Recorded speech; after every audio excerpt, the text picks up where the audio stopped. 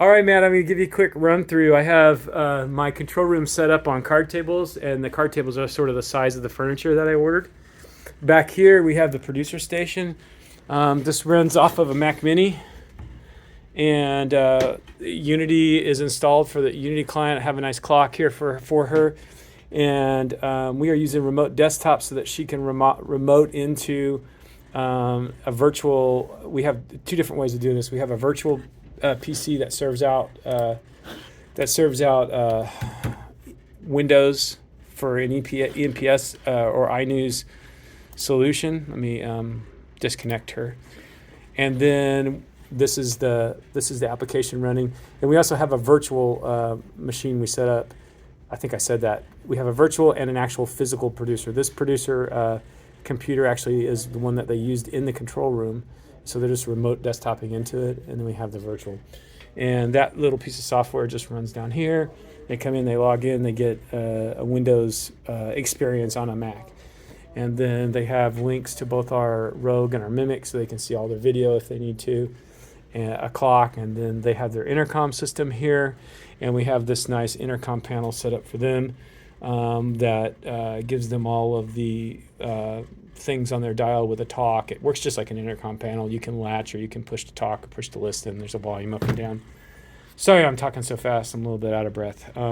We also use regular Intercom headsets. These are the same ones we use with our ClearComm system. And what I did was I just built a adapter and I added an outboard audio device so that every day when you come in, you just use a regular headset. No USB stuff here to disconnect and be weird. So, and then their view is really nice. We've kind of offset it. You can see her sight line looks right up to the front row and the director. Moving on up here, I think I spec'd an 8-foot surface for here, and then a 4-foot side connector for here. And here we'll set our switcher control surface in case you had to manually punch a show or you wanted to build something. You get 4 mix effect banks that are available, and you just select, and then that switches your control. You can control all 4 from one mix effect. Typically, I will leave ME1 here, and then I'll swap them around up here to build on. Like the Surface, it's not super expensive. I don't think it's a line item on your sheet just because I was still ordering this and testing it to see if it was worth the money or not. Most of what I built from the software interface. I think this is $5,000 if you want it. I landed a multi-viewer right above it, and so the thinking is you could shift your audio board over and do a manual show if you needed to. Or a director could be sitting facing this way over here, and TD could sit here, and TD, I don't know. Still getting there on that. I just kind of like this little corner here. Over here, this is the director's main station. We have the large 4K monitor set up for him. We found that we needed lots of real estate in this venture when we were over on the master control side. Your audio remote control surface is right here. I've got it on a really nice laptop stand. It's an aluminum laptop stand. It's really cool. And it tilts it up so that your directors can see everything. On the first page, I have all the studio mics. They're the mostly adjusted thing that you have is if you forget to code a mic, you can pot them up. If somebody's talking, you can pot it up and you can see it moving right there. These all move as with the codes. You've got a master fader here. You can dial up or down if things aren't right. And then if you tap one button, you get all your live shots. So if you go to boxes and a live shot's too hot, you can tap over and write it. It'll be the only one up. That's how the audio surface works. The director has his own outboard box for his intercom system. And then looking at the director's layout, we leave a software switcher up on the right at all times, just in case he needs to do something. I do all of my programming for codes for the switcher from that guy, and then we have an audio board, a software version of the audio board up there that shows all the faders, and I programmed all my audio stuff from that. And then moving over here, typically he'll have there's a remote control client that works really good. It's only for Macs. I'd have to go look the exact name of it up. We've been using it for so long that I forgot. But yeah, from here, the director is on a control node, and he remotes into his playout server, and he runs his automation from here. I usually leave playlist 2 up all the time. It's just called bump music, and his playlist 1 will fire cuts for bump music from there. He also has an EMPS or iNews experience on this machine where he can remote into a Windows machine and have his rundown up.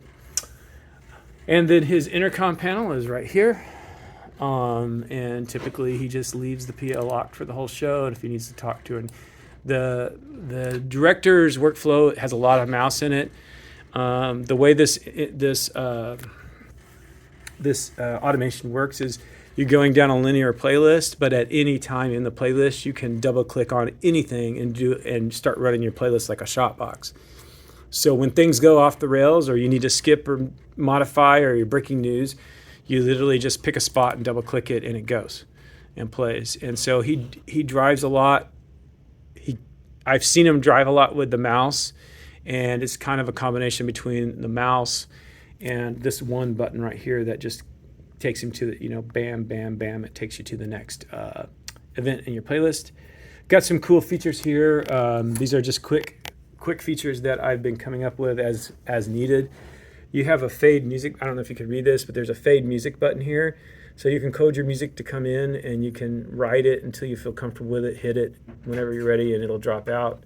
There's an emergency anchor mics button. If you forget to code anchor mics, if you hit that, you get anchor mics.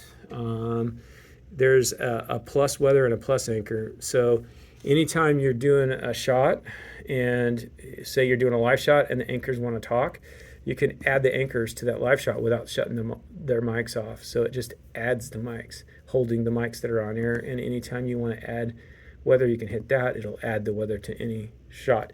And then we have this nice VO button here. I don't know if you can read that, but that is so that if you don't want to code your mics to open after a SOT, it sits right above the play button. You can just listen to the SOT, tap that, and you get instant VO. So it'll turn a SOT into a continued VO just by tapping. It's also good if they forget to code, they can just tap it. And then I have 2 buttons here that are emergency. They're to help you manage your monitor wall. So if I tap those, I'm going to tap those right now. You can see that it closes what we call closing the monitors. It puts your safety graphic in the monitor. And our Spanish broadcast, they do a lot of stuff in the monitors where they transition video and lots of stuff in the monitors. And so we have built a really nice little code that will basically, you establish the shot, and then I think we have one where the graphic wipes, it DVEs off, and then we have another one where it dissolves to the VO. So we have all of that. I think I've given you the full rundown. And then, of course, your monitor wall is here. You have to wire everything to the switcher, and you build your monitor wall in the switcher. It has it will do a 2x2 monitor wall, so there'll be 2 more monitors on the top, and then when we move into our final space, that will have all of their confidence viewing, like all the live shots, off air, on air, all that good stuff will be on that. And so I'll do one more quick pull back so you can see that the director kind of sits in a horseshoe environment, and then the anchors on the back, or the producers on the back row, and then that's kind of it. That is an ultra automation pod. You need about a 10-foot by 13-foot space to set one of these up. Thanks, bye.